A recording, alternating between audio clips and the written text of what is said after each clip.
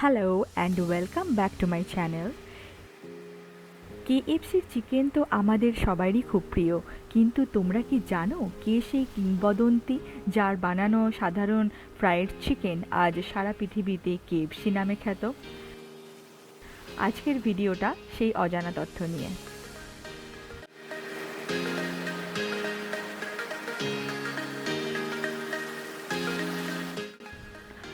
Holiday সিজনে কোথায় যাব ভাবতে ভাবতে কেএফসি প্রেমী আমি ভাবলাম ঘুরেই আসি কেএফসির জন্মস্থান, আর তাই চলে গেলাম কেনটাকিতে। এই রেস্টুরেন্টটা হলো সেই জায়গা যেখানে কর্নেল স্যান্ডার্স প্রথম কেএফসি রেসিপি আবিষ্কার করেছিলেন আনুমানিক 1940 সালে। কেএফসির এই আইকনিক কর্নেল স্যান্ডার্স হওয়ার আগে তার প্রথম জীবনটা কিন্তু খুবই স্ট্রাগলপূর্ণ ছিল। তার সাফল্যের গল্প শুরু হয় 65 বছর বয়সে।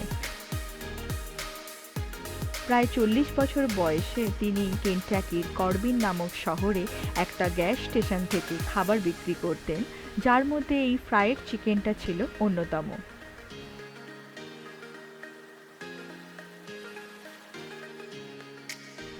পরবর্তীকালে এই গ্যাস স্টেশনটাই কেএফসি রেস্টুরেন্টে রূপান্তরিত হয়, যেটা আজ স্যান্ডার্স ক্যাফে নামেই প্রসিদ্ধ।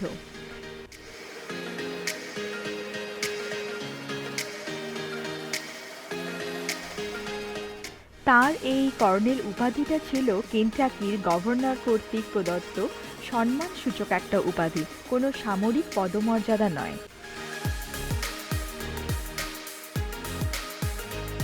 প্রথম যে কেএফসির ফ্র্যাঞ্চাইজি খোলা হয় সেটা ছিল উটার সল্টলেক সিটিতে 1952 সালে।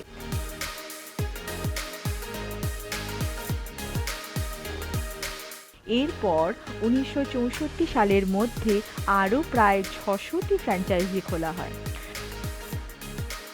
পরবর্তীকালে কর্নেল স্যান্ডার্স এই কোম্পানিটা $2 মিলিয়ন বিক্রি করে দিলেও ব্র্যান্ড অ্যাম্বাসাডর থেকে ব্র্যান্ডের প্রচারের কাজ চালিয়েই যান এবং 1976 সালে বিশ্বের দ্বিতীয় সর্বাধিক পরিচিত সেলিব্রিটি হিসেবে পরিচিতি পান।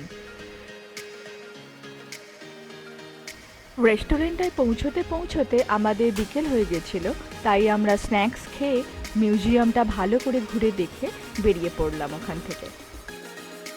তার নামের এই ক্যাফে শুধুমাত্র ক্যাফে নয়, এটা একটা মিউজিয়ামও, যেখানে হারল্যান্ড স্যান্ডার্সের ব্যবহার করা নানান জিনিসপত্র সংরক্ষিত করে রাখা আছে।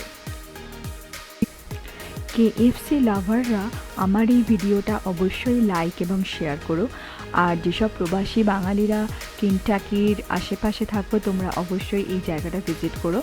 তোমরা যদি কেএফসির ব্যাপারে আরও কোনো অজানা তথ্য জেনে থাকো তাহলে সেটা অবশ্যই কমেন্ট বক্সে শেয়ার করো, আর আমি যদি কোনো পয়েন্ট মিস আউট করে গিয়ে থাকি সেটাও আমাকে জানিও। আজকের ভিডিও এইটুকুই, দেখা হচ্ছে পরের ভিডিওতে। ভালো থেকো, সুস্থ থেকো।